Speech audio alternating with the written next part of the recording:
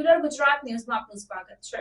ડભોઈ સેવા સદન ખાતે ઈદે મિલાદુન નબી અને ગણેશોત્સવને લઈને દ્વિપક્ષીય શાંતિ સમિતિની બેઠક યોજાઈ। સુરક્ષા સેતુ સોસાયટી તથા ડભોઈ પોલીસ દ્વારા આયોજિત 13 તુજકો અર્પણ કાર્યક્રમ તેમજ ઈદે મિલાદુન નબી અને ગણેશોત્સવની ઉજવણી આગામી 7 સપ્ટેમ્બરથી 17 સપ્ટેમ્બરના દિવસો દરમિયાન યોજાનાર હોય ત્યારે તેના ભાગરૂપે ધારાસભ્યના અધ્યક્ષપણા હેઠળ સરકારી તંત્ર દ્વારા વિવિધ ગણેશ આયોજકો તેમજ મુસ્લિમ આગેવાનો સાથે શાંતિ સમિતિની મીટિંગો કરી સૂચનો આપવામાં આવ્યા હતા। ડભોઈ તાલુકા સેવા સદન સભા હોલ ખાતે સુરક્ષા સેતુ સોસાયટી તથા ડભોઈ પોલીસ દ્વારા આયોજિત 13 તુજકો અર્પણ કાર્યક્રમમાં 9 જેટલા ખોવાયેલા અને ચોરાયેલા મોબાઈલ ફોન અરજદારોને પોલીસે પરત કર્યા હતા અને આગામી ગણેશોત્સવ અને ઈદે મિલાદુન નબી તહેવાર પ્રસંગ અનુરૂપ શાંતિ સમિતિની મીટિંગ ધારાસભ્ય શૈલેષભાઈ મહેતાના અધ્યક્ષપણા હેઠળ યોજાઈ હતી, જેમાં વડોદરા ગ્રામ્ય જિલ્લા પોલીસ વડા આનંદ રોહન,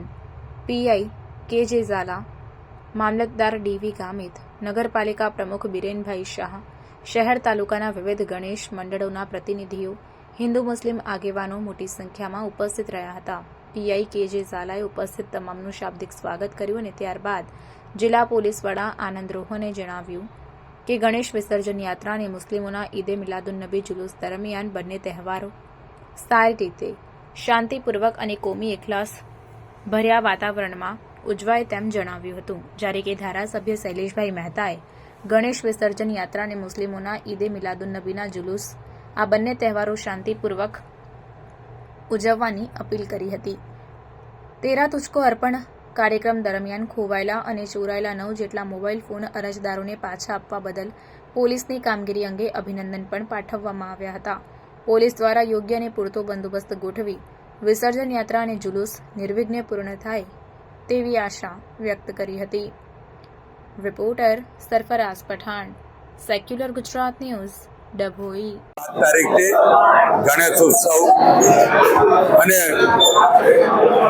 16 કે 17 તારીખે ઈદે મિલાદ આના સંદર્ભમાં આજે ગર્ભાવતી નગરી ખાતે શાંતિ સમિતિની મીટિંગ, જેમાં જિલ્લાના વડા પોલીસ વડા ભવન આનંદ, પોલીસ ઇન્સ્પેક્ટર કૃપાલસિંહ ઝાલા, મામલતદાર શ્રી ગામિત સાથે ડભોઈ નગરપાલિકાના પ્રમુખ બિરેનભાઈ શાહ, નગરપાલિકાના ચૂંટાયેલા સભ્યો, ભારતીય જનતા પક્ષના આગેવાનો, કોંગ્રેસ પક્ષના આગેવાનો, હિન્દુ મુસ્લિમ અને જૈન સમાજના આગેવાનો અહીંયા ઉપસ્થિત રહ્યા હતા।